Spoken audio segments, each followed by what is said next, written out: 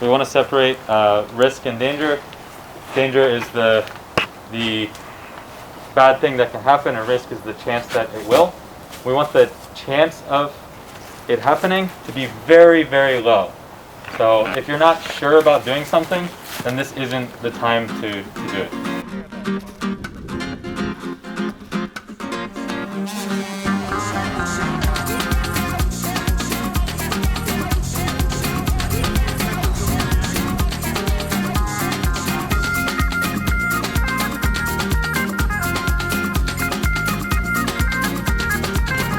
Cada tarde por la esquina te asomabas, te reías, enganchabas a cualquiera y me robaste el corazón. No comía, no dormía, solo quise hacerte mía, pero un día tu familia sin aviso se marchó. Balance. Ooh. One big piece of information that I learned through parkour training is utilizing my posterior chain to absorb shock when you're or force of movement when you're landing from a jump. So that's a big piece, using the Jengas to give you information about the absorption of a jump landing from a jump. For instance, coming down off of this, you know, I'm not supposed to do any kind of exercise, but maybe I can get down low and I can do like, whoa, I can just pour myself off of it, right? Like, I'm just letting that path move smoothly, and the Jenga helps to externalize that, like visualize it, but it's happening inside of our body, like even just little times that we're stomping instead of gently moving step to step. We can learn how to have that sense of touch. It's a good one.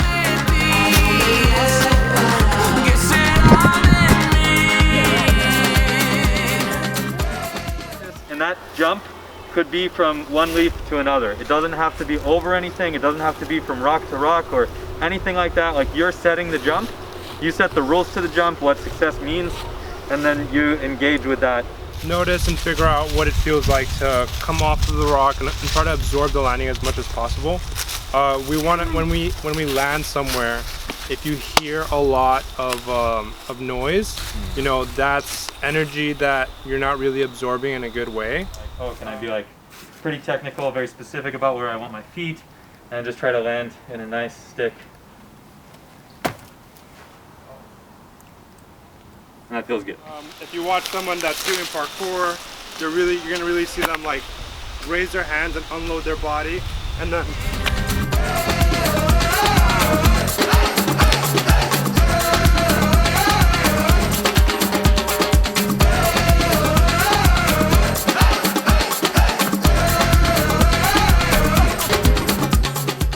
I think my toes are pretty smart. I try moving barefoot a lot. You have as many tactile sensors in your feet as you do in your hands. So you could have the same sense of touch with your feet as you do with your hands, but we walk around with these rubber mittens all the time. So it's kind of like if you were trying to use chopsticks and you had boxing gloves on. Like, it's gonna be tough to get that level of dexterity. So really focus on where that weight is in your foot and how you're engaging and pulling.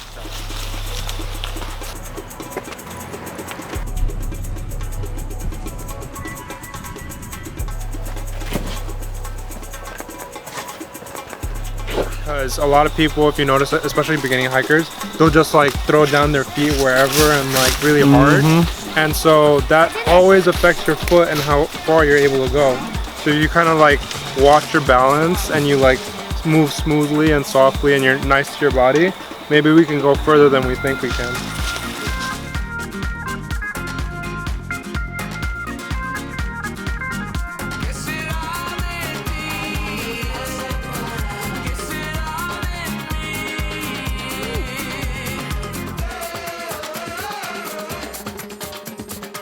Nobody got hurt, so that's incredible. Give yourself a round of applause.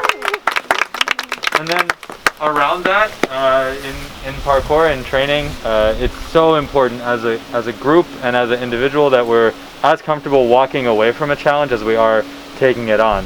Even if other people are doing it, even if we really want it, like when we know it's not, so saying no is just as important as saying yes to it. So great judgment, everybody. Nice work. It was interesting to have the opportunity to take risk today, because I feel like in our lives we live like in such a safe bubble. Yeah. And today we had a chance to come step out of that, and it's really, really good. Yeah, I agree. To piggyback off of her, I heard an amazing quote. Said, "We tiptoe through life just to arrive safely at death." So it's like, definitely need some more. Damn, I'm gonna use that one.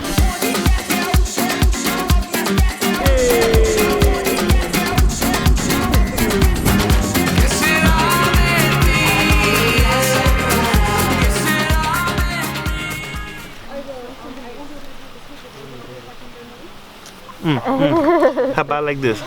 She'll definitely want to Bell. sniff you. Bell. Bell. Bell. Bell. Bell. Nope, that's it. Yeah. That's it. I always have So you want to, and if you pick your green,